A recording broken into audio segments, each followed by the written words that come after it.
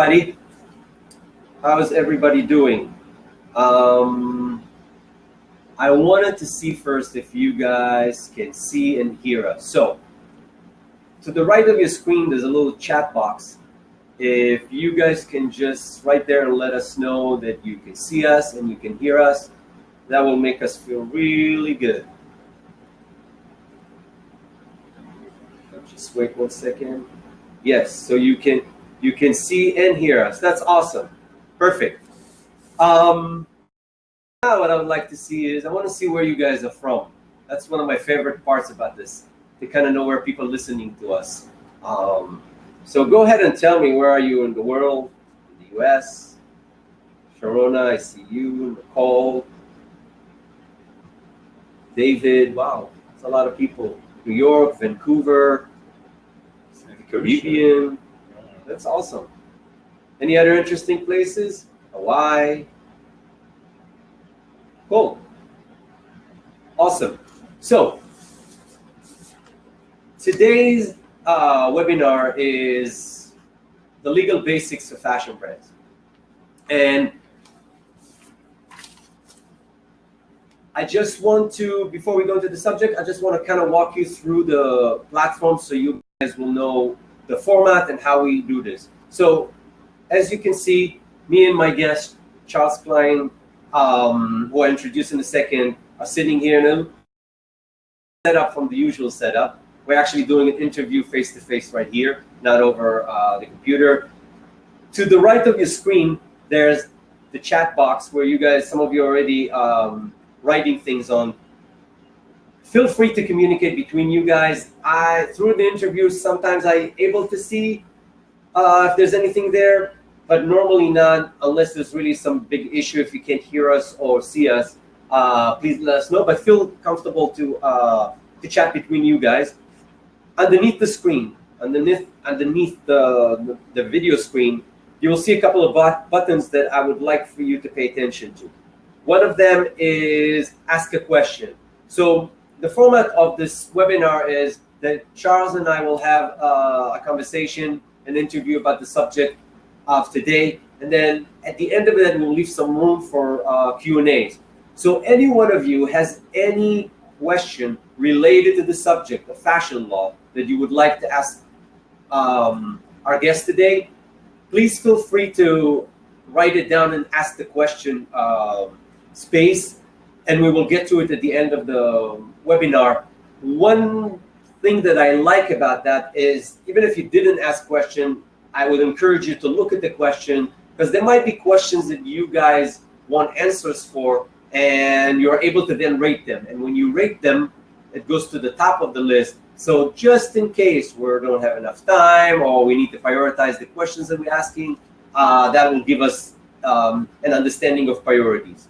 The other thing that you will see is a green button that has Charles' names on it. If you press on it, it will take you to his page in case you want to get in contact with him, in case you want to hear anything more about what he does, what his firm does, although we'll cover all of these here. So let's start. For those of you who are new, who just signed up, my name is Boaz David.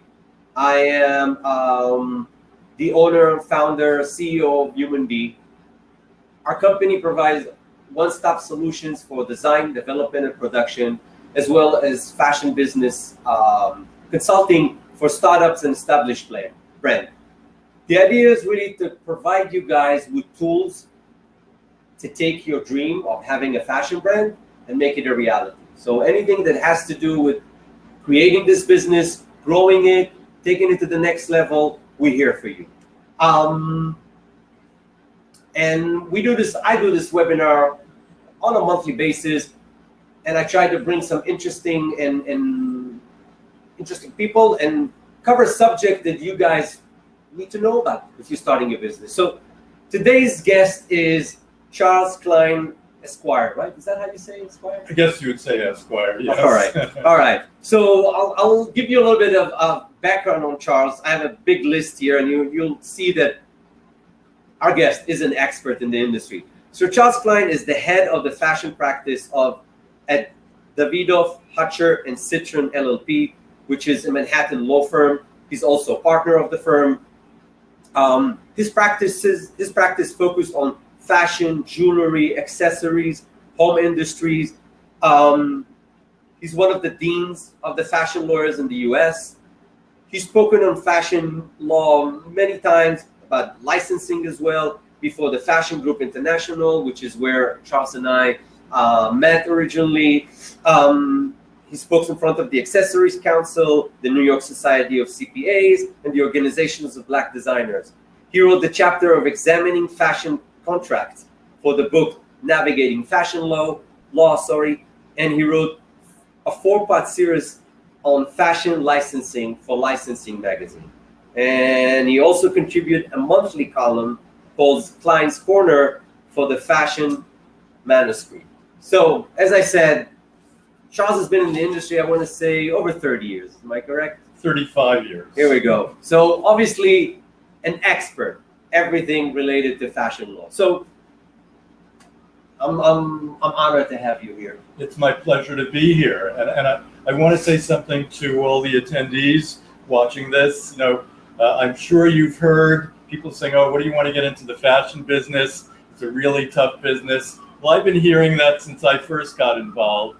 And the real point is that there's always going to be room for energetic, creative, talented people in this industry. So don't be discouraged, be positive, and move ahead. I love that start, because really that's what we're trying to do, and to encourage you. We'll try to give you tools to do it the right way. But as Charles said, yeah, there's a lot of people didn't do well in the industry, and therefore there's a bad sort of thoughts about getting into this industry. But there are still businesses who are starting every day in this industry. A lot of them are pretty successful. If you know how to do it right, and hopefully we can give you some more tips of how to do it right, there's no reason why you wouldn't be successful. So my first question is, as I said, you are one of the deans of the fashion lawyers in the US. I'm curious to know, how did you start? Well, I never planned to be a fashion lawyer. I was a litigator with a big Wall Street law firm. And a litigator is a lawyer who handles cases and goes to court. And a partner with whom I worked closely came into my office one day. This was in 1983. And he said to me, Charles, we have an interesting opportunity for you. The now iconic Sergio Valente Jeans Company, which was one of the first designer jeans companies in America, is looking for an in-house counsel.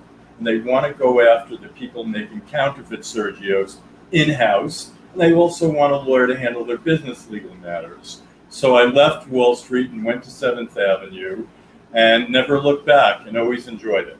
Interesting. If we're talking about the 80s, what did the Garment Center look in the 80s? Well, physically, the Garment Center basically looked the same, but it was a very different place, because in the 80s, the Garment Center really was the Garment Center. Today, it's a very much a mixed-use district in New York, but in the 80s, every building in the Garment Center was filled with showrooms or service providers to the industry.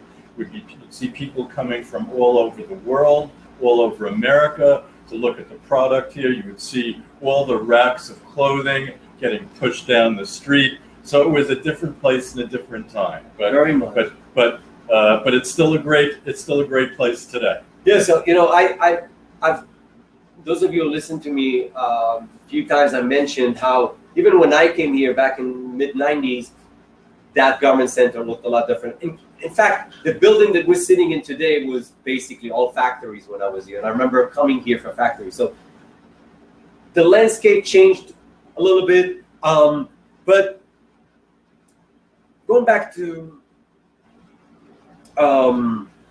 your services, can you tell us a little bit, what are the legal services that you provide fashion clients? Well, we basically do everything for fashion companies. We form their company, whether an LLC or a corporation.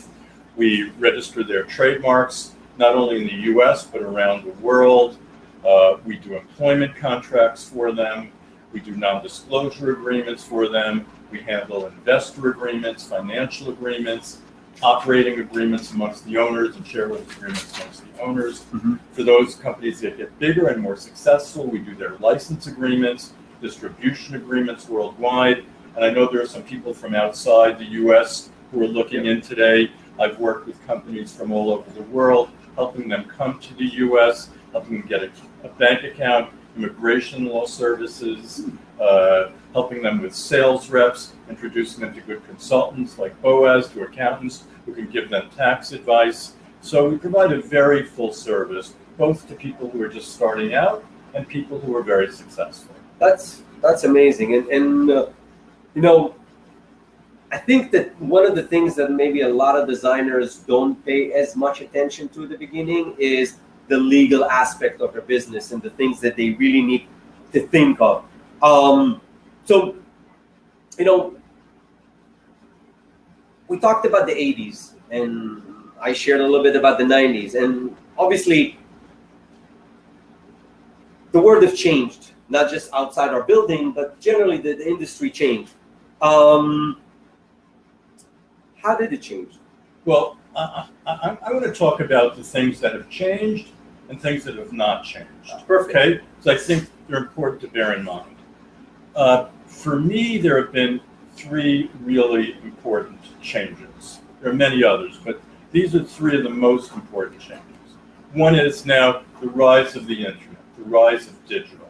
And what that means is that your viewers, your attendees, and companies out there can be selling directly to their consumer. And they can be speaking directly to their consumer and finding out what their consumer wants, getting their feedback. I'm just going to mention something. In my days of representing Sergio Valente as their in-house counsel, it was a very large company, in 80s dollars, probably selling $200 million of goods in the 80s, had many licensees. If you asked them who their customer was, they couldn't tell you. And so today you talk about data and big data and small data and analytics. So we have all this digital interaction, both from sales and promotion. And now we have social media, and we're being driven by social media. So traditional PR is virtually over. You know, the days of just getting an article placed, it's still important, it's still helpful, but what people care about are their followers online, who follows and how many follow and with what passion and with what interest. So that's a second huge change. Another major change has been, over the years, consolidation of retail.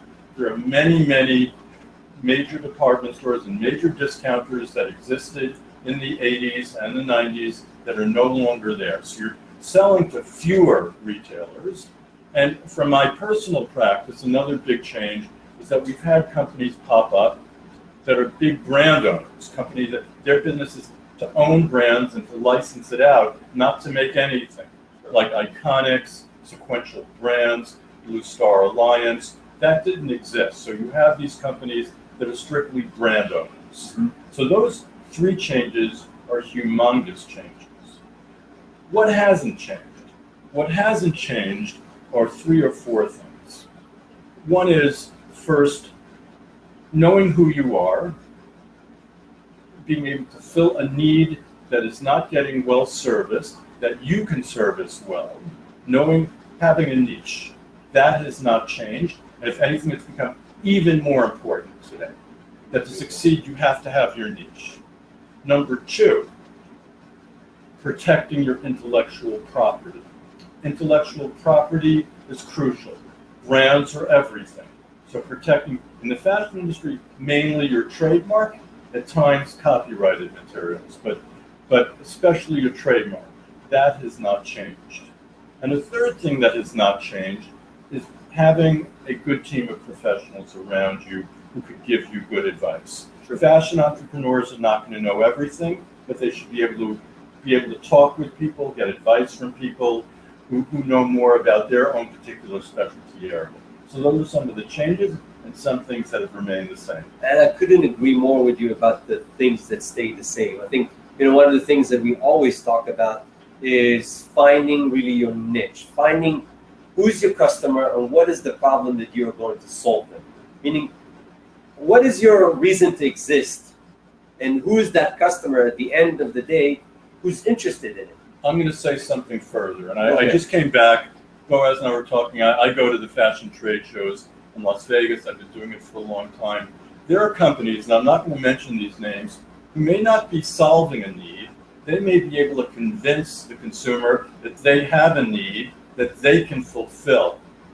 And they're, especially through social media, through promotion, there's a lot of that has gone on, that people in a lot of fields that have been disruptors, that have convinced people through heavy advertising or through great social media that they are bringing something special to the table that this consumer needs. Mm-hmm. So it may not be a real need, it may be a want, it may be a perceived need, but to help create that need on the part of your customer. Makes a lot of sense. I guess the point is that they have something that they're directing the product towards, rather than, hey, we're just going to throw things on the wall and if we get lucky, great. That has never changed. If you have a point of view, whether you're convincing your customer that they have a problem, or whether it is a problem that everybody's looking for a solution, the idea of knowing that, hey, this is my solution for that. I would say, rather than a problem, I would say a want and a need. A want and a need. Because we're not selling, jacks to fix your flat tire. True. We're selling clothing. True. And so we're trying to get the customer to feel, I'm going to make you feel better.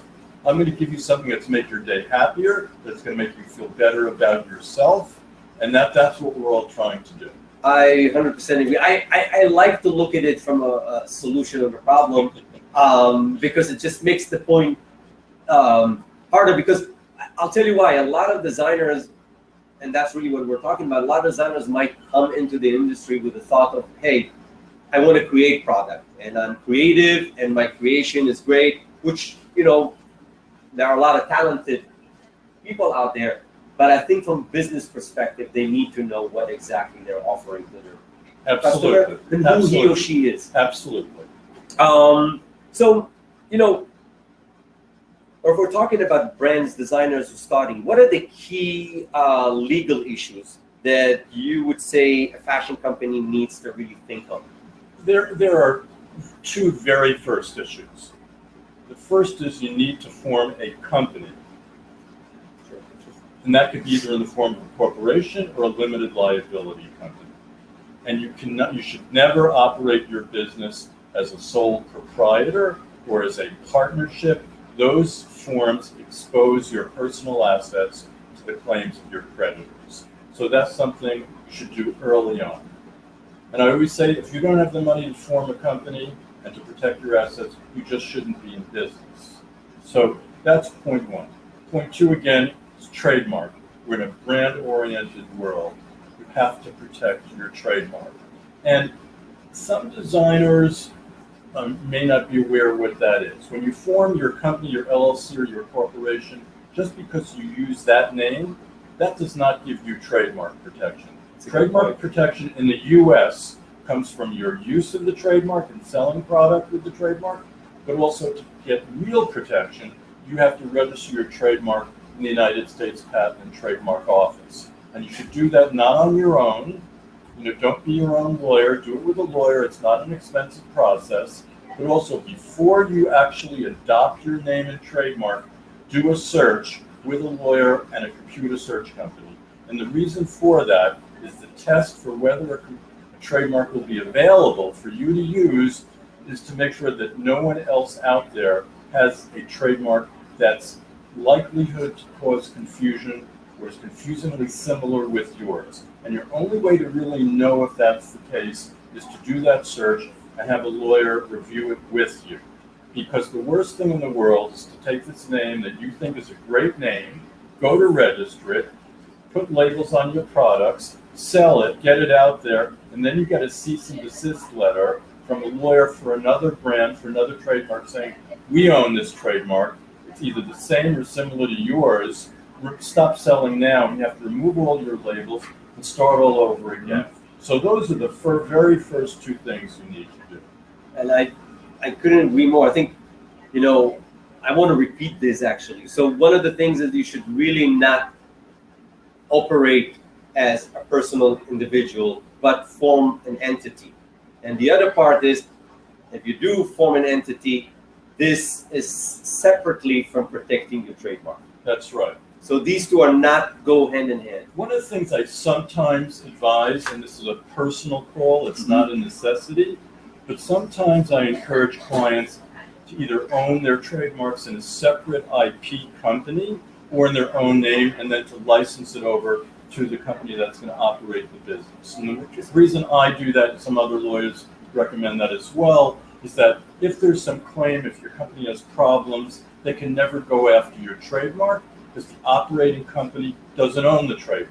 It just has a license from you personally or from this IP company. That's sometimes there are cost issues in that, right? But and there are other wrinkles in that if you have owners in that company, you may right. want it to be in the company. But that's another thought.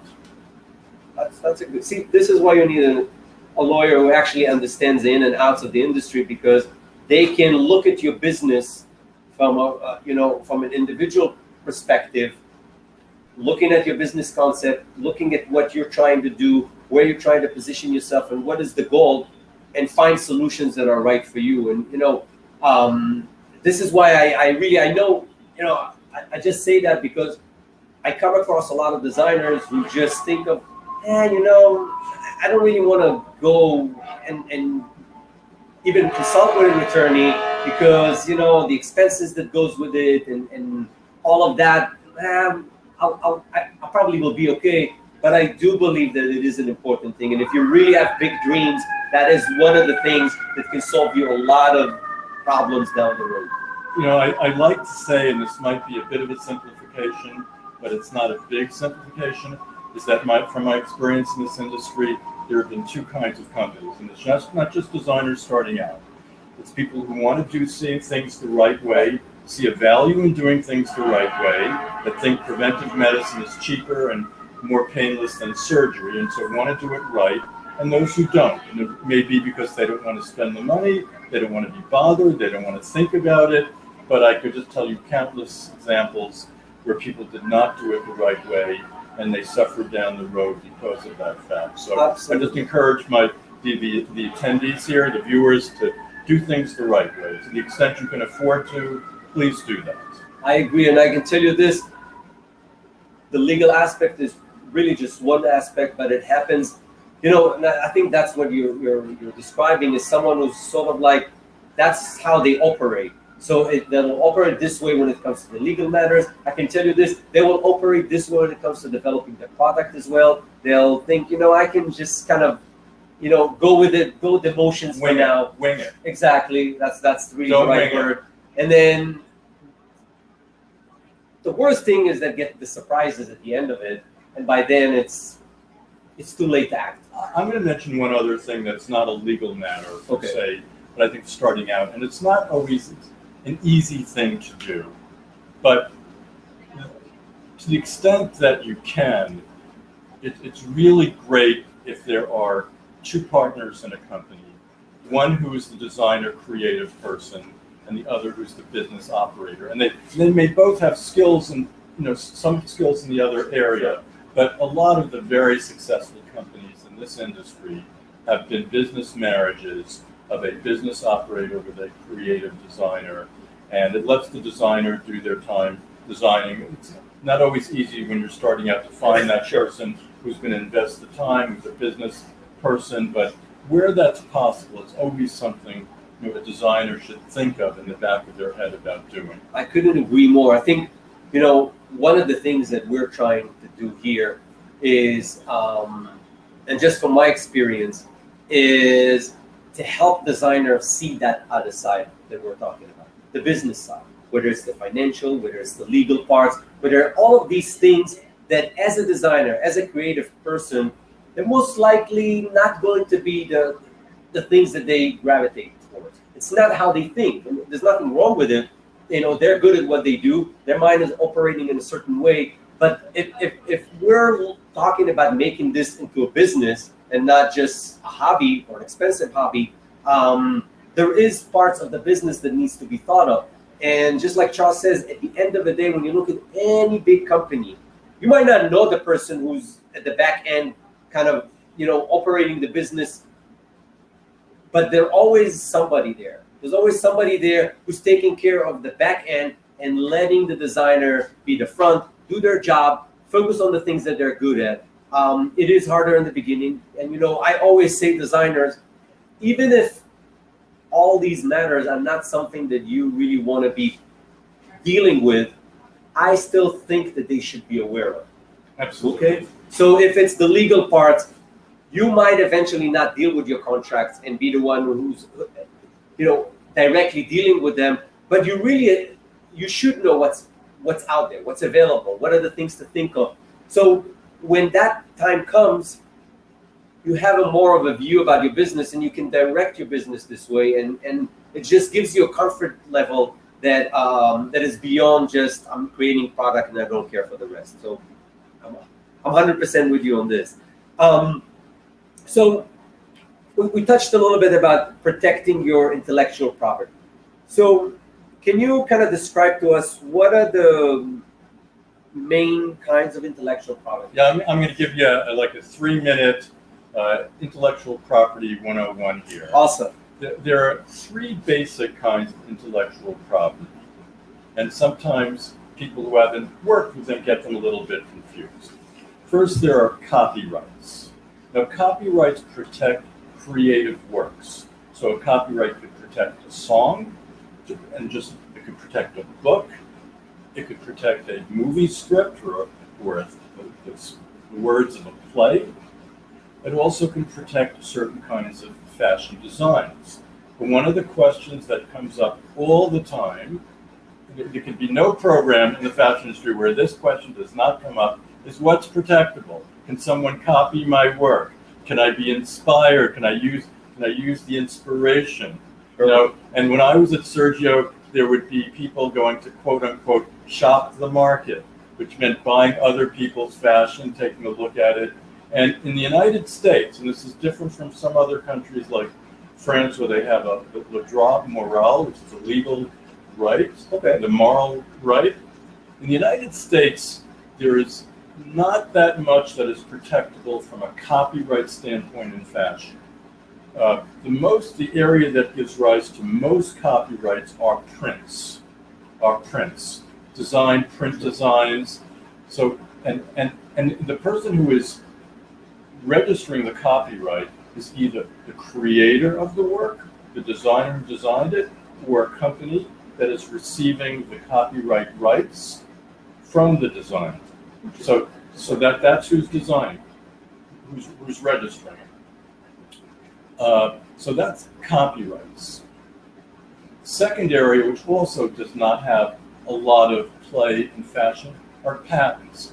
Patents protect inventions, more like an auto part or some other technical matter. There are design patents as well. It might be the way lines crisscross on the strap of a dress, but there has to be enough creativity in that for it to be registerable as a design patent. Now, the area that gives rise to the overwhelming greatest amount of activity and interest and attention in fashion are trademarks. So what are trademarks? Trademarks are brand identifiers. They're brand identifiers. They started out in the Middle Ages in Europe in the guild system, if you had that in history in your high school, where the guilds in Europe wanted to let the customer know which guild it came from. It stood for certain quality, it stood for certain perhaps design look, and today what the brand is telling the consumer, this is where the product comes from. So if you like our look in this product or our quality, you might like it in this other product because it's the same brand. And that could be in the form of a word, it could be in the form of a logo, it could be in the form of a design, or it could be a mixture of all 3. And so again, as I mentioned before, you have to go register the trademark. You should do a search first. And if everything goes well, it should take from 9 months to a year for your trademark to issue. But for trademarks, unlike patents, your rights start when you start using it. But you don't get your federal rights, which let you get into federal court and enforce it in the federal court against someone who's infringing or using your trademark until your trademark actually issues. So it's about a 9-month to year process if it all goes well. Another question which people ask about is it country by country, or can I just register and it gets me the world? Question, yeah. Well, it's with the exception of the European Union, where you can register for one application all the countries within the European Union. Aside from that, it's country by country. And in addition to the US, I very much recommend that early on, you register your trademark in China, because there are a lot of thieves in China. And in China, it's not from use, it's by who first walks into the door, who applies first.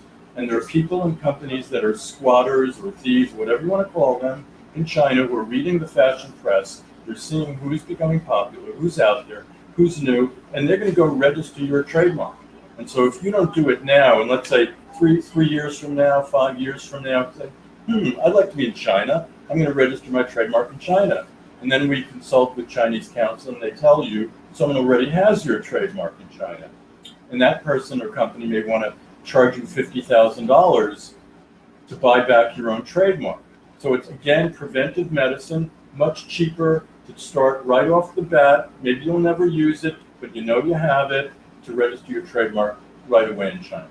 Interesting. Oh, there's so many points that I did not know, weren't aware of, and I get asked about these matters on a regular basis. And obviously I refer to attorney about this, but one of the things that I wanted to touch on for a second is something that you mentioned about the copyright and the fact that, prints are being one of the things that designers can protect. And, nowadays, for example, printing is one of the easiest way for designers to show their personality. They can create their own artwork. It's pretty easy to print your prints. It's not, so it's one of these easiest ways to really show their personality. We hear a lot of rumors or stories as to, hey, if I take a certain print, for example, and I change it a little bit this way, or I need to change 30% or 5 points or 6 points. Not true. Not true. Not true at all. Okay. It's just really the issue is substantial similarity. And it's not black and white. And much intellectual property law is not black and white. What one examiner in the trademark office thinks is substantially the same may be different from what another examiner in that office will think. Interesting. So it's not black and white. Remember I said for trademarks it's likelihood of confusion? True. And that's a very subjective standard. And the same thing holds true for copyrights where there's substantial similarity. Two people can disagree about whether it's substantially similar or not, but it's not 80% or 50% or 90%. Okay. People always say, right, these are rumors, these are things that right, people say, right, it's not true. At least if you get one thing out of this program, it's not true. Oh, never think that. It's not true. I'm glad that you gave us this information, because I can tell you this is a question I get constantly, all the time. So I'm glad to hear that there's really... I would also say, if you think you're just doing a little tweak to somebody else's registered design, don't do it, and don't use their design. That's another good point. It's another thing about being inspired, because there's nothing new under the sun. I mean, the Beatles were not total originals. Everybody, has built their creativity on the creativity of others as well. But if you think you're just tweaking something to make something a little different, and it's protectable, remember I said. Right. Someone could take my suit and make an exact copy of my suit, from fabric to shape to silhouette and everything, and they can go ahead and do that. But if it's something that's legally protectable, if it's a print or some other legally protectable matter, and you think it is out there, don't copy. So you actually mentioned something else that I get a lot of questions in. So for example, if we're talking about your suit, and if, let's say somebody else takes that silhouette and practically copy it, can your silhouette, if you're the one who designed it originally, can you protect it? Absolutely not. So there's really no way. No protection. Silhouette shapes are not protected. Not protected. Interesting. Okay, so I think that's probably a question that a lot of designers, battling with, trying to find the answers for. So, sort of like another thing that in a way relates to that is an NDA. Okay, a non-disclosure agreement. And, I wanted to know a little bit more about, I get when we work with designers who come our way, a lot of them wants us to sign an NDA, which, you know, it's not a problem. We do that. We understand that. But I wanted to kind of get your opinion about NDA. Do you recommend this for I do recommend it. Okay. With I'll say with some caveats in mind. I mean, it doesn't, you know, it makes help you sleep a little better, but it's not some cure-all. And a non-disclosure agreement or a confidentiality agreement, which it's called sometimes, is an agreement by which another person or company to whom you're disclosing confidential information is going to agree to hold it in confidence and not disclose it to others. It may also be a consultant, and that consultant may say, I won't disclose it to others, but obviously I need to use it if I'm going to help you in what I'm doing, but I won't disclose it to others. Mm-hmm. So you don't want somebody taking your designs, even if they're not copyrightable. Let's talk about the interface between what you just talked about. So let's say you have a great silhouette or a great look, and where the colors are great. You know, you don't want somebody taking your looks before it's out in the marketplace and disclosing it to someone else who can rip you off and copy you. It's one thing if it's in the store already, but you want to protect that for as long as you can. Okay? I want to bring up another subject related to this. Sure. I mean, is that if there's also an agreement called a work for hire agreement, so that if you're a company and you're using a design consultant and they're doing some designs for you, make sure that they're signing a document. One, they should be signing that they're going to keep all information confidential. You may be disclosing information to them. You don't want it sharing it to other people, but also that they're agreeing that when you pay them for this design, that it belongs to you. So that's very important. So that you own the design, and that someone else is not going to disclose your work to third parties. And that can give you some protection by contract that you will not get in copyright law between the two of you. It doesn't protect against the whole world, right, but it protects this person who you're sharing this information with from disclosing information. Could be about design, it could be about finances, whatever you think is important that you don't want the world and other people knowing about. So that gives you contractual protection. So I think it is a good idea. And even to get it from employees. You have a company with 5 employees, you want your employees not to share that information with others as well. So I believe in that. Sure, actually, you know, we have that here as well. Employees sign this. That's a great point. Let's talk about some other agreements. Distribution agreements, licensing agreements. You know, these are a couple of things that we usually hear. Can you kind of absolutely, give us absolutely. I'm going to do just a very quick explanation of the differences between license distribution agreements and what are they. Because people say, oh, I want to license my brand. Well, it takes you a while to do that. It has to be that your brand has developed some good reputation in the industry and consumers want it and like it. And that's at different time periods for different brands. Some people are able to do that pretty early on.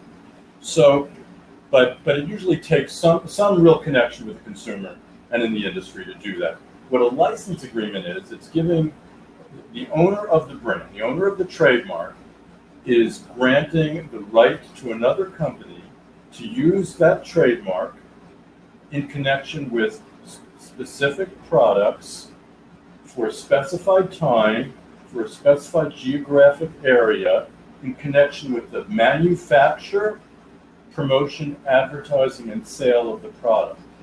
Now, the distribution agreement, the distributor doesn't get the right to make the product.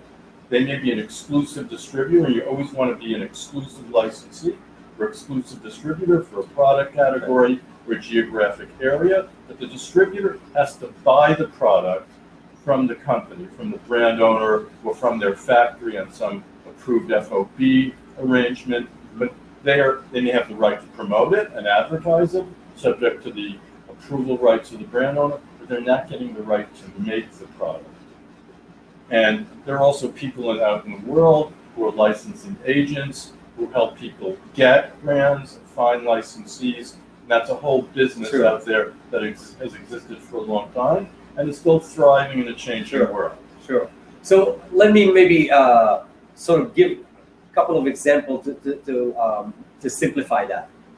If I'm a designer and I'm selling to, let's say, Saks, and I want to give them distribution or exclusivity on distribution of certain products with them, that will be a distribution agreement. No, that's different. Okay. That's a retail exclusivity agreement. Okay. You're telling the retailer that you're going to be my exclusive retailer in this sector, or you might give a store geographic exclusivity. You might say, I'm not going to sell to any other store in St. Louis within a 10-mile radius of your store. That's sort of a retail exclusivity. Okay. This is more. Let's say you're a company that's doing ladies sportswear, and you're really popping. You're really doing great business, and you think there's a business for handbags out there. Sure. But you're never going to be a handbag company. You don't want to be a handbag company. You find a handbag company, they say, hey, we want your brand. We think we can really make a great go of it in your same distribution channels, or we think we may bring it to some other channels. So that's the license agreement. Right. We'll make the bags, we'll sell them, right. but you will use your brand, your trademark within this geographic area in the U.S. or in North America or wherever it is. So that would be a licensing agreement, and an example of distribution agreement? Well, there are two different kinds, but let's just say again, in my example, you're a ladies sportswear company, and a company comes to you from Mexico, and you're in the U.S., and they say, we think we could do great business with your product in Mexico, but you're saying, you know what? I don't want them making my product. I don't want my sportswear to stand for something different in Mexico. Maybe I tweak it, maybe there's some sizing differences, maybe I make something a little different for that market, but I don't want to give the right to some other company to have my Judy Jones dresses or sportswear in Mexico to be a totally different line. And also in today's world, sometimes it's difficult to police, even though you put it in the Sure. agreement where it ends up. Sure. So you say, you know what, I'll sell it to you. I mean, you'll get a better price than just a store because you have to make money on it too. Sure. When it gets sold to the store. And then there are various provisions. They may have to be doing some minimum amount of business to keep their agreement, to keep exclusivity, but that's where you bring in a distributor. Interesting. Okay, so that cleared it up for me, hopefully for you guys as well. Another agreement that I wanted to touch on is warehouse agreements. Well, these are very boring agreements, but they can be very important. And an old client of mine came to me with a huge problem recently that we were able to help him with. And so here, the warehouse, when you go into a public warehouse, they're going to make you sign a contract. And that contract is going to be all for their benefit. And there are two clauses that I care. There are other clauses, two clauses that I care about a lot when I'm representing a company that's going to be storing goods in the warehouse. One is, what is their agreed time for them to take in and get out merchandise? You want them to be sufficiently fast to do that. Otherwise, your customers are not going to get goods on time. Sure. Both from a retail standpoint and from an online standpoint. So that the other thing is, warehousemen over the years may have had problems collecting the monies from their customers. So states have passed laws that have given what's called a warehouseman's lien to the warehouse, so that they can hold on to merchandise. If they say you haven't paid them. So, but what you want to try to make sure that they're not holding on to more merchandise than is actually in dispute. So if they have $500,000 of your merchandise and you're arguing about $10,000, you want to make sure that they're going to give you back the $490,000. Right. Because if you don't, you could find your whole season getting jeopardized. They're going to hold your goods and they're going to use that as leverage to make you pay them. So you have to be careful about those two. That's a very interesting point. There's so many things that I want to ask you, but I think one of the last things. Go ahead. I'm going to just bring up one. I don't know if it was going to be your last issue. I want to bring up a little bit about bloggers. It's pretty much, yes, influencer, we call them today. Influencers, it is one of the biggest things that kind influencers of... and bloggers. But I know probably most of you are aware of what's going on in this, so I'm just going to mention two things that's important in both social media and with bloggers. The Federal Trade Commission has issued regulations requiring it to be said on a blog site or on the site that if the influencer is getting paid, you need to disclose that, because otherwise it's false advertising. The FTC said basically, if you're not telling people that, they think that this is just someone who is giving their own opinion objectively, not getting paid any money for it. So you have to do that.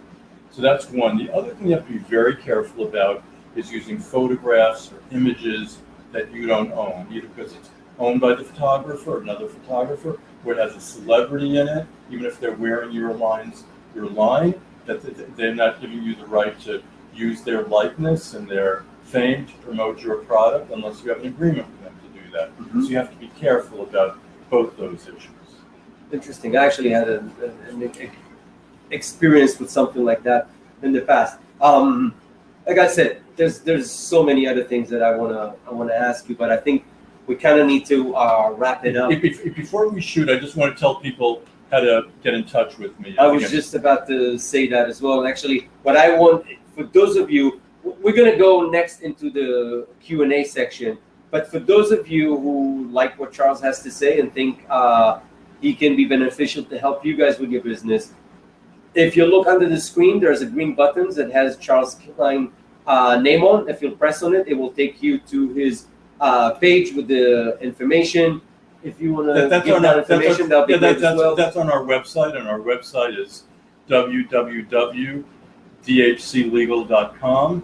And again, it's Charles Klien, and you could reach me by email at ck@dhclegal.com, or you can reach me by direct telephone call, 646-428-3240.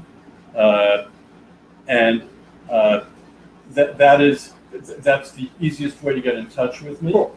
And also, I've written an article if anyone's interested in licensing. It's maybe a little early, but I wrote an article about the basics of licensing, and if you shoot me an email, I'll be happy to send it to you.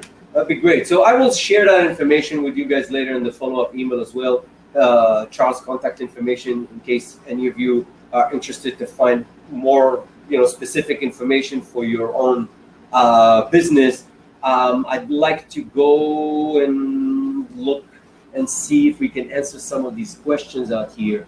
So one of the first questions is from Landine.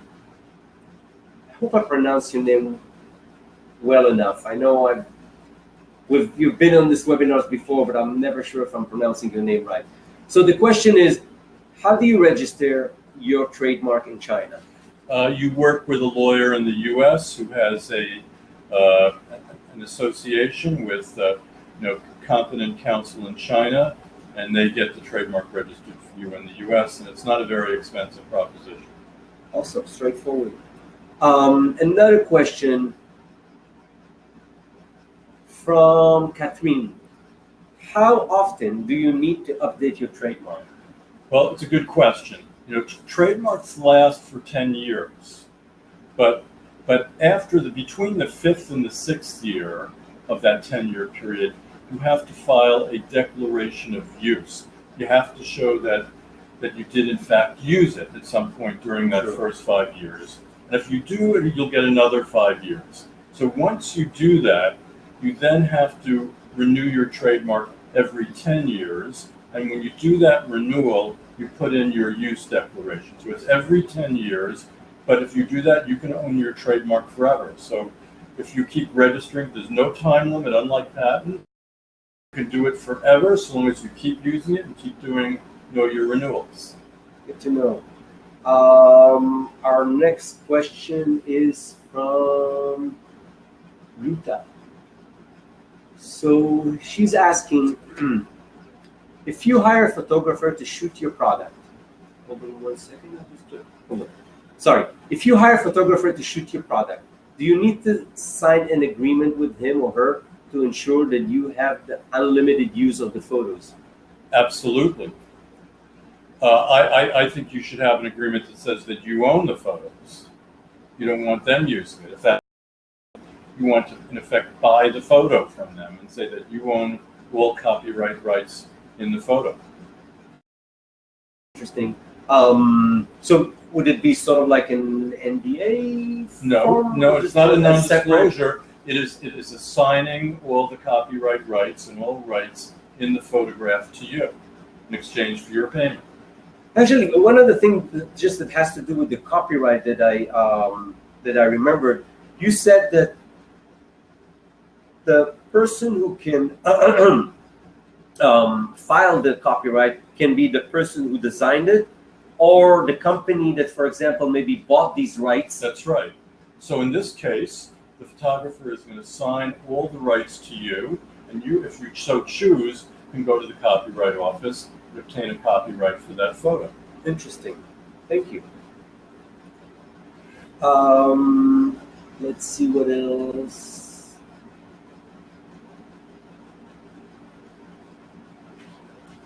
So our next question is from Deborah, and she's asking, what is the best way to do preliminary patent search for unique hardware like clamps, closures, way of connecting fabrics, things like this? Well, I am not, I just have to say at the outset, I'm not a patent lawyer. It's a very specialized area. I'm happy to refer people to capable patent counsel, but there are patent searches that are doable. Patent lawyers can do a search within the patent office to look at what's called prior art. You know, they'll also give you their sort of initial opinion whether they think that there's enough there for it to be patentable. But if they do, they can do a search in the patent office to see if it would be available, or if there's somebody who has a prior patent that would block it. Right.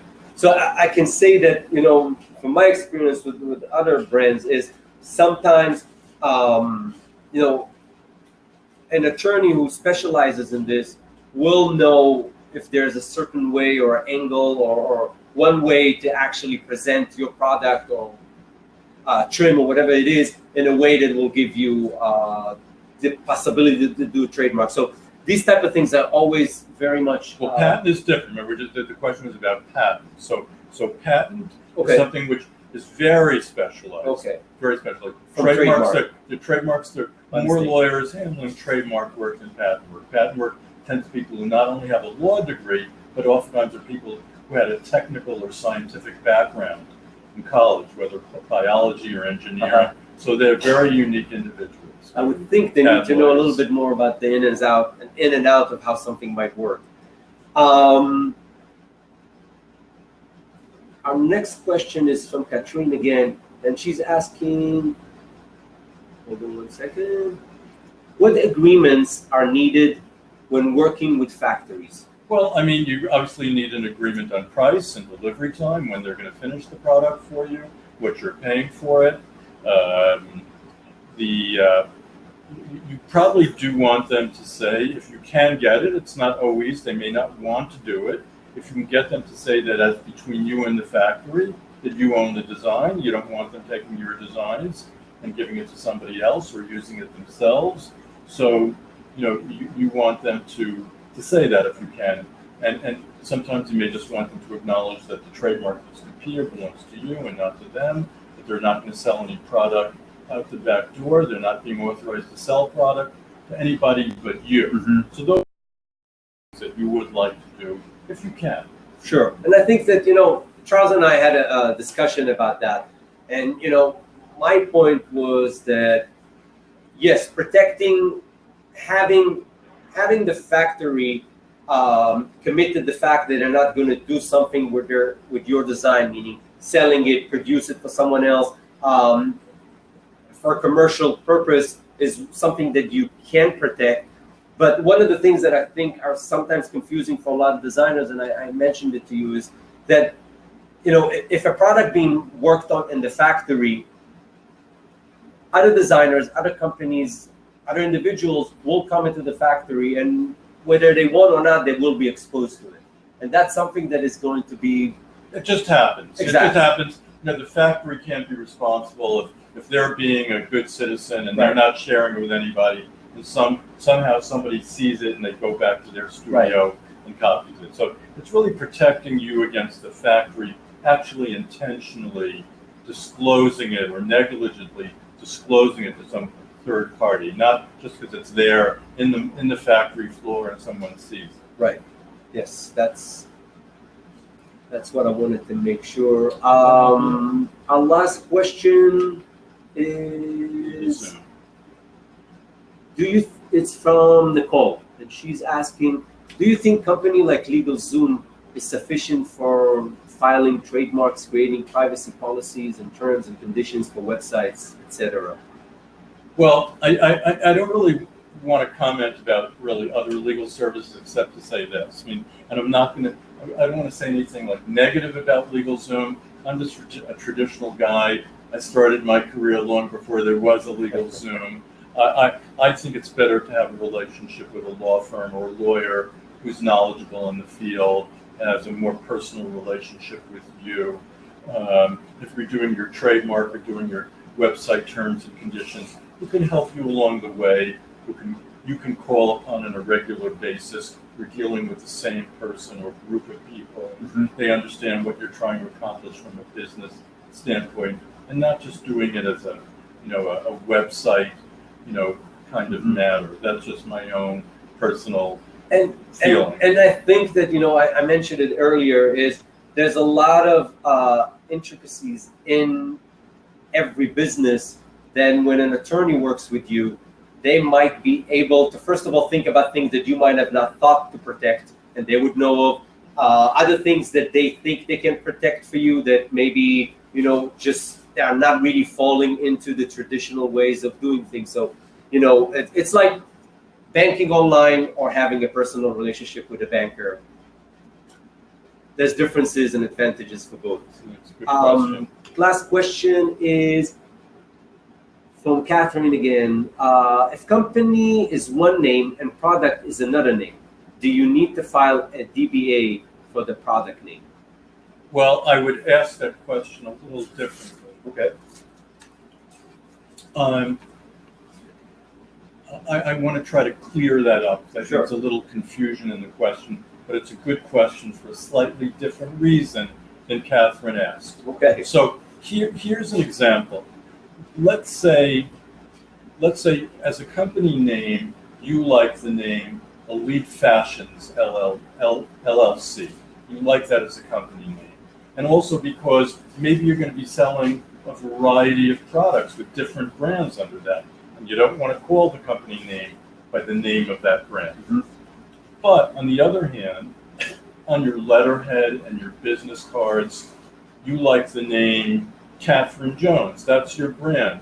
And you don't want people thinking of you when you operate this business as Elite Fashion, but as Catherine Jones.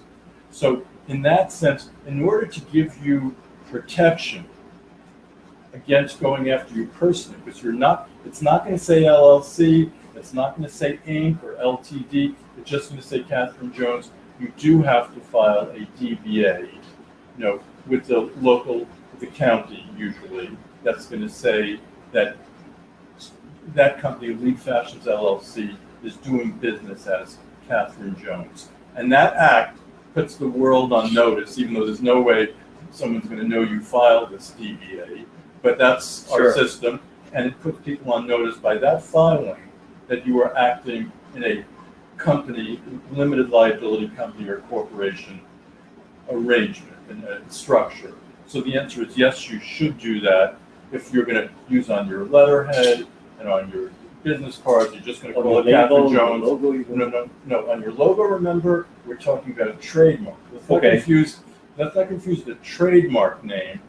And Elite Fashions is getting you your name of your company. Mm-hmm. To get Catherine Jones, that's not a DBA. To get trademark rights for Catherine Jones, you're going to have to file an application in the trademark office in Washington, in the United States Patent and Trademark Office. So these are why you need a lawyer who knows these things, and you don't have to be bothered with these exactly things. And luckily I did that when I had my brand. But just a follow-up question to that. can a company have 2 DBAs, or is it? Yeah. Yes. It's possible. Yes. More than one. Yes. Interesting. Okay, didn't know that. Cool. So we're pretty much at the hour mark. If anybody has any other questions, we'd love to answer them. Let us know. Other than that, Charles, it was a pleasure. My pleasure. My really pleasure. And if someone who's listening wants to interact with me or has a question they think about tomorrow or next week or 6 months from now, please feel free to reach out to me. Awesome. And I will share Charles' contact information with you guys. I see that there's no more questions. Thank you very much for everybody taking your time. And I will see you guys next month. Enjoy the rest of your day. Take care. Bye-bye.